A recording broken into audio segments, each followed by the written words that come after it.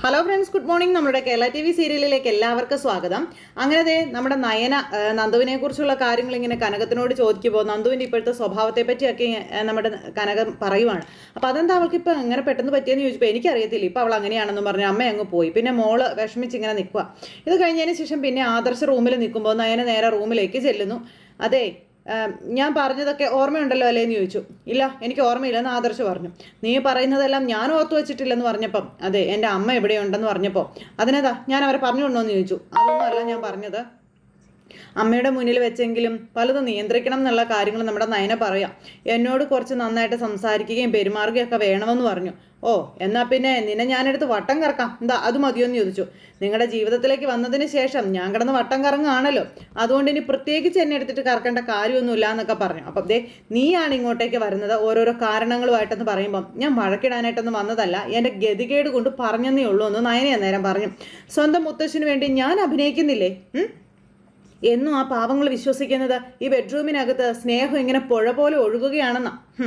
എനിക്കല്ലേ അറിയൂ ആ പുഴ നിറയെ മാലിന്യമാണെന്നുള്ളതെന്നൊക്കെ പറഞ്ഞ് നയന ആദർശിൻ്റെ അഹങ്കാരം അവസാനിപ്പിക്കുമ്പോൾ ചിലരൊക്കെ ഈ വീടിനകത്ത് കയറിയതിന് ശേഷമാണ് അങ്ങനെയുള്ള മാലിന്യമൊക്കെ കൂടിയതെന്നും പറഞ്ഞ് ഇവർ തമ്മിൽ സംസാരിക്കുന്നു. അങ്ങനെയാണെങ്കിൽ ആ വേസ്റ്റിനെയൊക്കെ എടുത്ത് പുറത്താക്കാൻ ഞാൻ പറഞ്ഞല്ലോ. അപ്പോൾ അതെ, നിന്റെ ഇത്തരത്തിലുള്ള സംസാരം ഒഴിവാക്കിയാൽ തന്നെ ഒരു പരിധി വരെ ഈ വീട്ടിലെ പല പ്രശ്നങ്ങളും ഒഴിവാകുമെന്ന് ആദർശ് പറയുന്നു. അപ്പോൾ ഇതൊക്കെ കനക യാദൃശികമായിട്ട് കേൾക്കുക. അപ്പോൾ കനകം ഇങ്ങനെ കേട്ടുകൊണ്ടിരിക്കുന്ന സമയത്ത് ഇതേ ജീവിതം എന്ന് പറയാൻ പറ്റില്ല, ഇത് ശരിക്കും പ്രേക്ഷകരില്ലെന്നേ ഉള്ളൂ, ഇതൊരു നാടകമാണ് നമ്മുടെ ജീവിതം എന്നൊക്കെ പറഞ്ഞുകൊണ്ട് നയന ഇങ്ങനെ പറയണം. കർട്ടനും ഇൻ്റർവെല്ലും ഇല്ലാത്തൊരു നാടകം എന്ന് പറഞ്ഞപ്പോൾ ആ നാടകത്തിൽ എൻ്റെ വേഷം എന്താ, നായകനോ അതോ വില്ലനോ എന്താണെന്ന് ചോദിച്ചപ്പം ഇതിലൊന്നും പെടാത്ത ഒരു മനുഷ്യനാണ് എൻ്റെ കഴുത്തിൽ താലി കെട്ടിയതെന്ന് പറഞ്ഞപ്പം അത് തന്നെ എനിക്ക് തിരിച്ചും പറയേണ്ടി വരും. എൻ്റെ മുത്തശ്ശനെയും മുത്തശ്ശിയെയും മാത്രമല്ല നിൻ്റെ അമ്മയെയും അച്ഛനെയും ഒക്കെ ബോധിപ്പിക്കാൻ വേണ്ടി വേഷം കെട്ടിയവരാ നമ്മളെന്നും പറഞ്ഞ് ഇവർ പറയുന്ന മുഴുവൻ കനകം കേട്ടു. അരങ്ങത്ത് നന്നായി ആടി തിമിർക്കുന്നവരാ നമ്മളെന്നൊക്കെ പറഞ്ഞു. കഥയറിയാതെ കുറേ പേര് അതൊക്കെ കണ്ട് സന്തോഷിക്കുന്നുമുണ്ട്, പാവങ്ങൾ എന്ന് വെച്ചാൽ അവരാണ് പ്രേക്ഷകർ, നമ്മൾ നടീനടന്മാർ മാത്രമാണെന്നൊക്കെ പറയണം. അപ്പം എത്ര വേണമെങ്കിലും ഞാൻ അഭിനയിച്ചോളാം, പക്ഷേ ഇവിടെ ഞാൻ താമസിക്കുന്നിടത്തോളം എന്നെ ഒരു ഭാര്യയായിട്ടൊന്നും നിങ്ങൾ കാണണ്ട. നിങ്ങളുടെ മുത്തശ്ശനെയും മുത്തശ്ശിയെയും സന്തോഷിപ്പിക്കാൻ വേണ്ടി പോസ്റ്റ് ചെയ്തൊരു സ്റ്റാഫായിട്ടെങ്കിലും നിങ്ങൾക്കൊന്ന് കണക്കാക്കി കൂടെ എന്നൊക്കെ ഇങ്ങനെ മകൾ ഭർത്താവിനോട് ചോദിക്കുന്നത് കേട്ട് നിൽക്കുന്ന ഒരു അമ്മ. അപ്പോൾ ശമ്പളം മേടിക്കാത്തൊരു ജീവനക്കാരി, എന്നാൽ പിന്നെ നീ ചോദിക്കുന്ന ശമ്പളം ഞാൻ തരാം, നീ നിന്റെ വേഷം മാത്രം നന്നായിട്ട് ചെയ്താൽ മതി എന്ന് പറഞ്ഞപ്പോൾ അത് തന്നെ എനിക്കും പറയാനുള്ളത്. അങ്ങോട്ട് തരുന്നതിൻ്റെ 4-1 അംശം ആത്മാർത്ഥതയെങ്കിലും എനിക്ക് തിരിച്ച് തരണം എന്നുള്ള കാര്യങ്ങൾ നമ്മുടെ നയന ഇങ്ങനെ പറയുന്നു. അപ്പോൾ അതൊക്കെ കേട്ട് ആദർശ് ഇങ്ങനെ നോക്കിക്കൊണ്ട് ഇങ്ങനെ നിൽക്കുക കേട്ടോ. എന്തായാലും ഇവരുടെ സംസാരവും കാര്യങ്ങളെല്ലാം കഴിഞ്ഞു. അത് കഴിഞ്ഞ് നമ്മുടെ നയന അങ്ങ് പോയി കഴിഞ്ഞപ്പോഴേക്കും ആദർശ് ഇങ്ങനെ അവിടെ അതിനെപ്പറ്റി ആലോചിച്ചുകൊണ്ട് ഇങ്ങനെ അവിടെ നിൽക്കുന്നു. എന്തായാലും ആദർശ് ആലോചനകളും കാര്യങ്ങളുമായിട്ട് ഇങ്ങനെ നിൽക്കുവാണ്. ഇത് കഴിഞ്ഞതിന് ശേഷം പിന്നെ കാണിക്കുന്നത് നമ്മുടെ നന്ദുവിന് ആകെ പേടിയും സങ്കടവും ഒക്കെ, ഈ ജീവിതത്തിൽ ഒരിക്കലും അനിയുടെ ജീവിതത്തിലേക്ക് തനിക്ക് പോകാൻ പറ്റില്ലെന്നൊക്കെ ഉള്ള ആ ഒരു തിരിച്ചറിവിൽ പാവം ഇങ്ങനെ അവിടെ ഇരിക്കുക കേട്ടോ, പലതും ആലോചിച്ച്. അതുപോലെ തന്നെ അനിയും അവിടെ ആ ഒരു കാര്യമൊക്കെ ചിന്തിച്ചുകൊണ്ട് അങ്ങനെ ഇരിക്കുന്നു. അവിടെ ഇവിടെയും ചിന്തകളും കാര്യങ്ങളും, രണ്ടു പേർക്കും ജീവിതത്തിലേക്ക് ഇറങ്ങിച്ചെല്ലാൻ കഴിയില്ലെന്ന് അറിയാവുന്ന ആ ഒരു ഇത്. നന്ദു ആണെങ്കിൽ അനിയുടെ ഫോട്ടോ നോക്കുന്നു, അനിയാണെങ്കിൽ നന്ദുവിൻ്റെ ഫോട്ടോ നോക്കുന്നു. ഇങ്ങനെയൊക്കെ നോക്കിക്കൊണ്ടിരിക്കുമ്പോൾ ഇപ്പം ഞാൻ നിന്നെ വിളിച്ചാൽ നീ ഫോൺ എടുക്കും, വേണ്ട ഈ സമയത്ത് ഞാൻ വിളിച്ചാൽ ശരിയാവില്ല, എന്നാലും നന്ദു നിന്നെ നഷ്ടപ്പെടുമെന്ന് അറിഞ്ഞപ്പോഴാണ് നിൻ്റെ വില എനിക്ക് മനസ്സിലാകുന്നതെന്നൊക്കെ അനി ഇങ്ങനെ അവിടെ നിന്ന് ഇങ്ങനെ പറയുക. എന്നിട്ട് അനി ഇങ്ങനെ നിനക്ക് എൻ്റെ മനസ്സിൽ എത്രത്തോളം സ്ഥാനം ഉണ്ടായിരുന്നു എന്ന് ഞാൻ ഇപ്പോഴാണ് മനസ്സിലാക്കുന്നത് എന്നൊക്കെ ഇങ്ങനെ മനസ്സുകൊണ്ട് അവിടെ നിന്ന് ഇങ്ങനെ അനി പറയുന്നു കേട്ടോ. അനിയുടെ ഉള്ളിലെ സ്നേഹം മുഴുവൻ അനി അവിടെ നിന്ന് ഇങ്ങനെ കാണിക്കുക.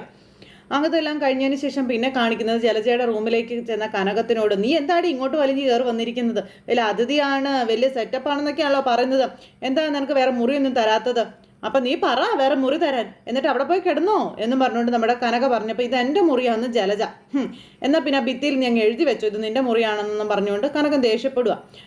ഒരു കാര്യം ഞാൻ പറഞ്ഞേക്കാം, അഭിയുടെ മുത്തശ്ശന് പ്രത്യേകം പറഞ്ഞതാ കനകയുടെ കാര്യങ്ങളെല്ലാം നിന്നോട് നോക്കണം എന്ന്, എന്നെയും എൻ്റെ മക്കളെയും വേദനിപ്പിക്കരുതെന്ന്. അയ്യോ ഇനിയിപ്പോൾ ഞാൻ വേദനിപ്പിക്കുന്നേ ഇല്ല, കയറി കിടന്നോ എന്നും പറഞ്ഞുകൊണ്ട് നമ്മുടെ ജലജ പറയുമ്പോൾ എന്നും പറഞ്ഞ് ഇങ്ങനെ പോവുകയാണേ കനകവേ.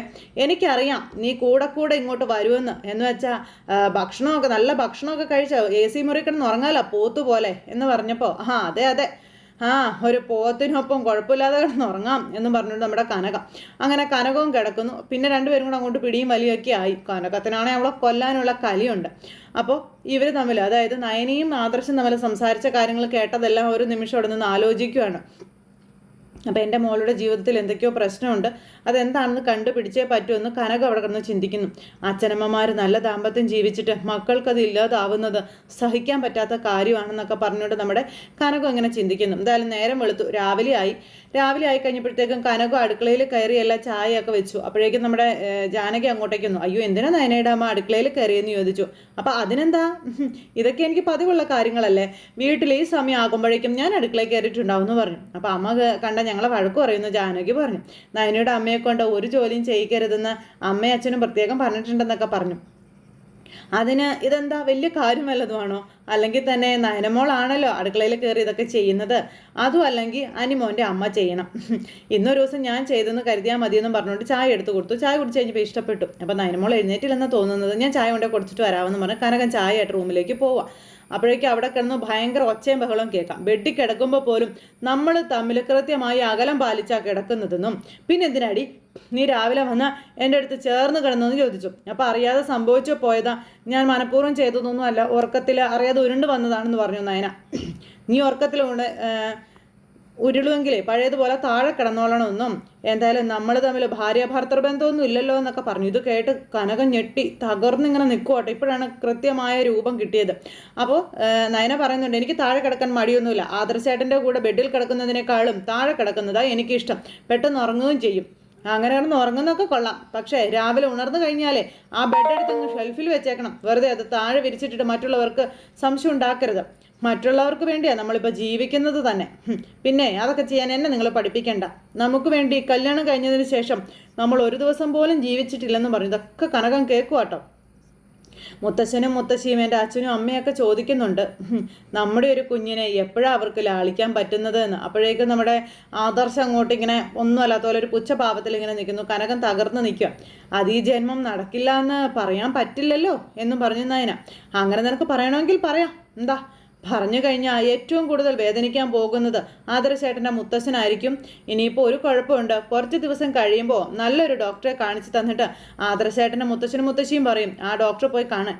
ആ സമയത്ത് ഡോക്ടറോട് പറയേണ്ടത് ഞാൻ പറഞ്ഞോളാം, നിനക്ക് കുഴപ്പമുണ്ടെന്ന് പറയണ്ട, എനിക്ക് ആ കുഴപ്പമൊന്നും നീ പറഞ്ഞോ. കുഴപ്പമില്ലെന്ന് പറഞ്ഞപ്പോൾ എനിക്ക് സംസാരിക്കാനും തർക്കിക്കാനും ഒന്നും സമയമില്ല, എനിക്ക് അടുക്കളയിൽ പണിയുണ്ട് എന്നും പറഞ്ഞുകൊണ്ട് ഇതേ നമ്മുടെ നയന ഇറങ്ങാൻ തുടങ്ങുമ്പോഴേക്കും പെട്ടെന്ന് കനകം വാതിലിന് മുട്ടി അകത്തേക്ക് കയറി വന്നു. അയ്യോ, അമ്മ രാവിലെ തന്നെ എഴുന്നേറ്റ് ചായ ഇട്ടോ എന്ന് ചോദിച്ചു. എന്നും മോളല്ലേ ഇടുന്നത്, അതുകൊണ്ട് ഇന്ന് അമ്മ ഇടാമെന്ന് വിചാരിച്ചു എന്നും പറഞ്ഞുകൊണ്ട് ഇങ്ങനെ പറയാം. അപ്പോൾ ഗുഡ് മോർണിംഗ് അമ്മേ എന്നും പറഞ്ഞുകൊണ്ട് ആദർശം അപ്പോൾ ഗുഡ് മോർണിംഗ് അമ്മയും തിരിച്ചു പറഞ്ഞു. പിന്നെ ചായയൊക്കെ കൊടുത്തിട്ട് അമ്മ അങ്ങനെ അങ്ങ് പോവുക. അമ്മ അങ്ങ് പോയപ്പോൾ അമ്മയുടെ മുഖത്തെ ആ വാട്ടമൊക്കെ മോള് ശ്രദ്ധിച്ചു. അമ്മയുടെ മുഖം വല്ലാതെ ഇരിക്കുന്നത്. ഇനി നമ്മുടെ സംസാരം വല്ലതും അമ്മ കേട്ട് കാണൂ എന്നുള്ളൊരു പേടി നമ്മുടെ നയനയ്ക്ക്. ആവശ്യമില്ലാത്ത കാര്യങ്ങളെക്കുറിച്ച് ഉച്ചത്തിലങ്ങ് സംസാരിച്ചോളും. അപ്പം നിന്റെ ശബ്ദം ഒട്ടും മോശമല്ല, അപ്പോൾ കുറേ സംസാരിച്ചതല്ലേ, ഇതാ ചൂട് ചായ എടുത്ത് കുടിക്കുക എന്നും പറഞ്ഞുകൊണ്ട് നയന അങ്ങ് പോയി. അത് കഴിഞ്ഞപ്പോഴേക്കും നമ്മുടെ കനക അവിടെ വിഷമിച്ച് നിൽക്കുക. നയന പിന്നാലെ ചെന്നു. അമ്മേ എന്ന് പറഞ്ഞ് വിളിച്ചു. അപ്പോൾ അമ്മയുടെ കണ്ണ് നിറഞ്ഞിരിക്കുവാണ്. അപ്പോൾ അമ്മ എന്തെന്നെ ഇങ്ങനെ നോക്കുന്നു എന്ന് ചോദിച്ചു. അമ്മ ഇങ്ങനെ നോക്കുന്നതിനെ പറ്റി എൻ്റെ മോള് അമ്മയോട് ചോദിക്കേണ്ടെന്ന് പറഞ്ഞു കനകം.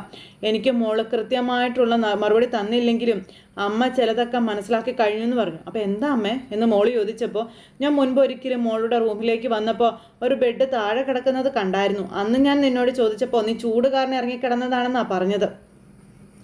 ഇന്ന് നിങ്ങൾ തമ്മിൽ സംസാരിച്ചത് മുഴുവൻ ഞാൻ കേട്ടു. അപ്പോഴേക്കും നവി അങ്ങോട്ടേക്ക് വന്നു കേട്ടോ.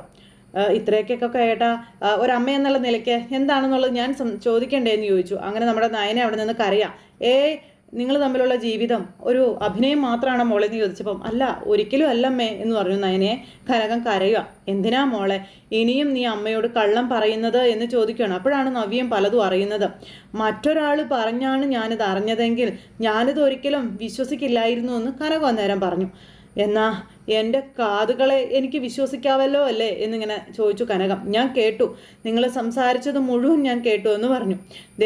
എന്തിനാ നീ ഇങ്ങനെ നിന്റെയും നിന്റെ ജീവിതത്തിനും വേണ്ടിയിട്ട് എത്രത്തോളം ത്യാഗമാണ് ഇവൾ സഹിക്കുന്നതെന്ന് അറിയാം മോളെ എന്നൊക്കെ ഇങ്ങനെ നവിയോട് അന്നേരം കനകം ചോദിക്കുക. വെറുപ്പോടെ ആണെങ്കിലും യഥാർത്ഥത്തിൽ അബിയുടെ ഭാര്യയാകാൻ നിനക്ക് കഴിഞ്ഞു എന്ന് നവിയോട് പറയുന്നു. എന്നാൽ ഇതുവരെ നിന്റെ അനുജത്തിക്ക് ആ ആദർശ് മോൻ്റെ ഭാര്യയാകാൻ കഴിഞ്ഞിട്ടില്ല എന്ന് പറയുവാണ് നമ്മുടെ കനകം.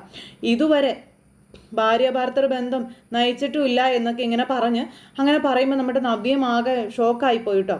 അതുകൊണ്ടാണ് നിനക്ക് കിട്ടിയ ഭാഗ്യം ഇവൾക്ക് കിട്ടാത്തത് എന്നൊക്കെ പറഞ്ഞ് അങ്ങനെ കനകം പറയുക. ഇവൾ ഇതുവരെ അമ്മയാവാത്തതിൻ്റെ കാരണവും ആ ഒരു അകലം തന്നെയാണെന്നുള്ള കാര്യമൊക്കെ കനകം പറയാം. നയനെ, ഞാൻ ഈ കേട്ടതൊക്കെ സത്യമാണോ എന്ന് നവ്യ ചോദിച്ചപ്പം അത് പിന്നെ എന്നെ വെറുപ്പോടെയാണല്ലോ കല്യാണം കഴിച്ചുകൊണ്ട് വന്നത്. അപ്പം പിന്നെ ആ വെറുപ്പ് ഇപ്പോഴും ഉണ്ടെന്നൊക്കെ പറഞ്ഞു. ഒരിക്കലും എന്നെ ഭാര്യയായിട്ട് കണ്ടിട്ടില്ല. അപ്പോൾ ഇത്രയും കാലം ആദർശേട്ടൻ ബെഡിലും ഞാൻ താഴെയായിരുന്നു കിടന്നിരുന്നത് എന്നൊക്കെ പറഞ്ഞപ്പം പിന്നെ നീ എന്തിനാ ഇവിടെ ഇങ്ങനെ പിടിച്ചു നിൽക്കുന്നതെന്ന് ചോദിച്ചു നവ്യ. മുത്തശ്ശനും മുത്തശ്ശിക്കും വേണ്ടിയാണെന്ന് പറഞ്ഞു. എന്നെ സ്നേഹിക്കുന്ന മറ്റു പലർക്കും വേണ്ടിയാണെന്നൊക്കെ പറഞ്ഞു. അന്ന് അമ്മയും അച്ഛനും എന്നെ വിളിച്ചപ്പോൾ ഞാൻ സന്തോഷത്തോടെയാണ് കൂടെ വരാനായിട്ട് തയ്യാറായത്. എങ്കിലും മുത്തശ്ശൻ്റെ രോഗാവസ്ഥ എന്നെ തളർത്തി കളഞ്ഞെന്നുള്ള കാര്യങ്ങൾ പറയണു. ഇന്നും അവരുടെ വിചാരം ഞാനും ആദർശേട്ടനും തമ്മിൽ നല്ല രീതിയിൽ മുന്നോട്ട് പോകുന്നു എന്നാണെന്നും എങ്കിലും സത്യം അതൊന്നും അല്ലെന്നുള്ള കാര്യങ്ങളൊക്കെ നയന ഇങ്ങനെ ഇവരോടെല്ലാം മനസ്സ് തുറന്ന് സംസാരിക്കുക. അങ്ങനെ പല രഹസ്യങ്ങളും നമ്മുടെ നയന അനന്തപുരിയിൽ വെളിപ്പെടുത്തുന്നു ഇവരുടെ മുന്നിൽ. അധികം താമസിയാതെ അമ്മ ആഗ്രഹിക്കുന്ന ജീവിതം എനിക്ക് കിട്ടും എന്നൊക്കെയുള്ള പ്രതീക്ഷ പറയുമ്പം എന്നാലും നീ ഇതിനെപ്പറ്റി എന്നോട് ഇത്രയും കാലമായിട്ടും പറഞ്ഞില്ലല്ലോ, ഞാനിവിടെ ഉണ്ടായിരുന്നിട്ടും ഞാനത് അറിഞ്ഞില്ലല്ലോ എന്നൊക്കെ നവ്യ ഇങ്ങനെ പറയുക കേട്ടോ. അപ്പോൾ നവ്യ മോളെ, അങ്ങനെ അറിയണമെന്നുണ്ടെങ്കിൽ നീ നിൻ്റെ അനിയത്തിയുടെ ഉള്ളിലെ വിഷമങ്ങൾ അവളുടെ സംസാരത്തിൽ നിന്നും പ്രവൃത്തിയിൽ നിന്നും മനസ്സിലാക്കുകയാണ് വേണ്ടതെന്ന് അമ്മ നവ്യയോട് പറയുന്നു. ഞങ്ങൾ തമ്മിൽ സംസാരിച്ചപ്പോൾ മോളുടെ വാക്കുകളിൽ നിന്നുമാണ് ഞാനത് അറിഞ്ഞതെന്നുള്ള കാര്യമൊക്കെ പറഞ്ഞു. പിന്നെ ഇവരുടെ ബെഡ്റൂമിൻ്റെ മുന്നിൽ നിന്ന് കേട്ട കാര്യങ്ങളും കനകം ഇങ്ങനെ അവിടെ നിന്ന് പറയണം. അങ്ങനെ ഇവർ തമ്മിൽ സംസാരിച്ചുകൊണ്ടിരിക്കുന്നു. അപ്പോൾ അമ്മ ഇതൊരു വിഷയമാക്കി എടുക്കരുതെന്ന് നയന പറയുവാണ്. ഇതിൻ്റെ പേരിൽ ഇനിയൊരു സംസാരം ഉണ്ടാകരുത്, അങ്ങനെ സംസാരം ഉണ്ടായാൽ അത് ശരിയാവില്ല എന്നും പറഞ്ഞു. ശരി, അമ്മയായിട്ട് ഇനി ഒന്നും പറയാൻ പോകുന്നില്ല, ചെയ്യുന്നുമില്ല, എൻ്റെ മോള് വിഷമിക്കേണ്ട എന്നൊക്കെ പറഞ്ഞു. ഇനി അമ്മയ്ക്ക് പ്രാർത്ഥിക്കാൻ മാത്രമേ പറ്റൂ, അമ്മ അത് ചെയ്തോളാം എന്നൊക്കെ പറഞ്ഞുകൊണ്ട് കനകം ഇങ്ങനെ കരഞ്ഞുകൊണ്ട് അവിടെ നിന്ന് പോവുക. അമ്മ അങ്ങ് പോയി കഴിഞ്ഞപ്പം നിന്നെ ഞാൻ പലപ്പോഴും ഒന്നും അറിയാതെ കുറ്റപ്പെടുത്തുകയായിരുന്നെന്നും നിന്നെ ഈ വീട്ടിൽ നിന്ന് പുറത്താക്കാൻ പോലും ഞാൻ ശ്രമിച്ചിട്ടുണ്ടെന്നൊക്കെയുള്ള കാര്യങ്ങൾ നവ്യ പറഞ്ഞു. അതിനൊന്നും ദൈവം എനിക്ക് മാപ്പ് തരില്ല, അത് ഉറപ്പാണെന്നൊക്കെ ഇങ്ങനെ പറഞ്ഞപ്പോൾ അങ്ങനെയൊന്നും ചിന്തിക്കല്ലേ ചേച്ചി എന്ന് അനിയത്തി പറയണം. അപ്പോൾ പോലും എനിക്ക് ചേച്ചിയോട് സ്നേഹം മാത്രമേ ഉണ്ടായിരുന്നുള്ളൂ, ഇപ്പോൾ എനിക്ക് ആദർശേട്ടനോടും അങ്ങനെ തന്നെയാണെന്നുള്ള കാര്യമൊക്കെ നമ്മുടെ നയന പറയാം കേട്ടോ. എൻ്റെ ഉള്ളിൽ സ്നേഹം മാത്രമേ ഉള്ളൂ, ഇന്നല്ലെങ്കിൽ നാളെ എനിക്കത് തിരിച്ച് കിട്ടും എന്നൊക്കെ ഇങ്ങനെ പറഞ്ഞു കനകം അങ്ങ് പോയി കഴിഞ്ഞപ്പോൾ നവ്യയോട്. നവ്യാണെങ്കിൽ അനിയത്തിയുടെ ഒരു അവസ്ഥ ഓർത്ത് വിഷമിച്ച് ഇങ്ങനെ നിൽക്കുക. ആ സമയത്താണ് വിഷമിച്ച് നിൽക്കുന്ന കനകത്തെ നമ്മുടെ അനി കാണുന്നത്.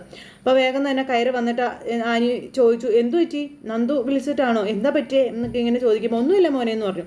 അല്ല ആൻറ്റിക്ക് എന്തോ കുഴപ്പമുണ്ടല്ലോ, ആൻറ്റിയുടെ കണ്ണൊക്കെ കലങ്ങിയിരിപ്പുണ്ടല്ലോ, എന്തു പറ്റി എന്നൊക്കെ ചോദിച്ചപ്പോൾ ഒന്നുമില്ലെന്ന് പറഞ്ഞുകൊണ്ട് ഇങ്ങനെ ഇരിക്കുക. അതെ, ഇവിടെ ആരെങ്കിലും വേദനിപ്പിക്കുന്ന രീതിയിലെല്ലാം സംസാരിച്ചോ എന്ന് ചോദിച്ചു. ഇല്ല, എന്നോട് ആരും ഒന്നും പറഞ്ഞിട്ടില്ല മോനെ. അത് പിന്നെ മോൻ്റെ മുത്തശ്ശനെ കുറിച്ച് ആലോചിച്ചപ്പോൾ ഞാൻ അറിയാതെ കരഞ്ഞു പോയതാ എന്ന് പറഞ്ഞ കനക. അങ്ങനെ കനക വന്നിട്ട് ഇങ്ങനെ നന്ദുവിൻ്റെ കാര്യങ്ങളൊക്കെ മനസ്സിലോർത്തും അതുപോലെ എല്ലാം കൂടെ ഓർത്ത് തലയ്ക്ക് ഭ്രാന്ത് പിടിച്ചിങ്ങനെ നിൽക്കുവാണ്. അപ്പോൾ ഡോക്ടർ പറഞ്ഞിരിക്കുന്നത് മുത്തശ്ശൻ്റെ അസുഖം പെട്ടെന്ന് തന്നെ ഭേദമാകുമെന്ന്, അതൊന്നും ഓർത്ത് ആൻറ്റി വിഷമിക്കണ്ട എന്ന് പറഞ്ഞു. എങ്കിലും അങ്ങനെയുള്ള ബുദ്ധിമുട്ടുകളൊന്നും മോൻ്റെ മുത്തശ്ശന് വരേണ്ടതല്ലല്ലോ എന്ന് പറഞ്ഞു. അപ്പോൾ മനുഷ്യർ പ്രായമായ ഓരോരോ രോഗങ്ങൾ പിടിപെടും, പിന്നെ അത് മനുഷ്യ സഹജമായ കാര്യമാണ് ആൻറ്റി. പിന്നെ എൻ്റെ മുത്തശ്ശനെ പോലെ നല്ലൊരു കാരണവർക്ക് ഇങ്ങനെ വന്നല്ലോ എന്ന് ഓർക്കുമ്പോൾ ഒരു ബുദ്ധിമുട്ടേ ഉള്ളൂ. അപ്പോൾ എൻ്റെ മുത്തശ്ശൻ്റെ അതേ ഇതാണ് എൻ്റെ നയനേടത്തി, അതുതന്നെയാണ് എൻ്റെ നയനേടത്തിയും. നയനേടത്തിയെക്കുറിച്ചും എനിക്ക് പറയാനുള്ളത്, ഈ കുടുംബത്തിലെ ഏറ്റവും വലിയ ഐശ്വര്യമാണ് എൻ്റെ നയനേടത്തി, എൻ്റെ മുത്തശ്ശനെ പോലെ തന്നെ. ഇതുപോലെ നല്ലൊരു മരുമോളെ ഇക്കാലത്ത് എവിടെയും കിട്ടില്ല എന്നൊക്കെ പറഞ്ഞ് നമ്മുടെ അനി ഇങ്ങനെ പറയുക കേട്ടോ. എന്നിട്ടും എൻ്റെ നയനേടത്തി ഇതുവരെ നയനേടത്തിയെ ഇതുവരെ വല്യമ്മ സ്നേഹിച്ചിട്ടില്ല, ഒരു മരുമകളായി കണ്ടിട്ടില്ല തുടങ്ങിയ കാര്യങ്ങളൊക്കെ ഇങ്ങനെ പറയണം. അതാ ഞാൻ പറഞ്ഞത്, സ്വഭാവം നന്നായി എന്ന് കരുതി എപ്പോഴും സുഖവും സന്തോഷവും ഒന്നും ലഭിക്കണമെന്നില്ല എന്നൊക്കെ ഇങ്ങനെ പറയണം. അപ്പോൾ മോൻ്റെ വല്യമ്മയുടെ കാര്യമൊക്കെ പോട്ടെ, ആദർശ് മോൻ നയനമോളെ ശരിക്കും സ്നേഹിക്കുന്നുണ്ടോ എന്നിങ്ങനെ ചോദിച്ചപ്പോഴേക്കും അനി പെട്ടു. അപ്പോൾ അതേപ്പറ്റിയൊന്നും എനിക്ക് കൃത്യമായിട്ട് അറിയില്ല. ഈ ലോകത്ത് വിശ്വസിക്കാൻ കൊള്ളാവുന്ന ഒരാളാണ് എൻ്റെ ഏട്ടൻ. അവർ തമ്മിൽ ഇപ്പോൾ എന്തെങ്കിലും പ്രശ്നം ഉണ്ടെങ്കിലും നാളെ അത് ശരിയായിക്കോളൂ എന്നൊക്കെ പറഞ്ഞ് അനി ഇവരെ സമാധാനിപ്പിക്കുന്നിടത്ത് ഇന്നത്തെ കഥ അവസാനിപ്പിച്ചു. അപ്പോൾ എല്ലാവരും കാത്തിരുന്ന് കാണണോട്ടെ എല്ലാവർക്കും.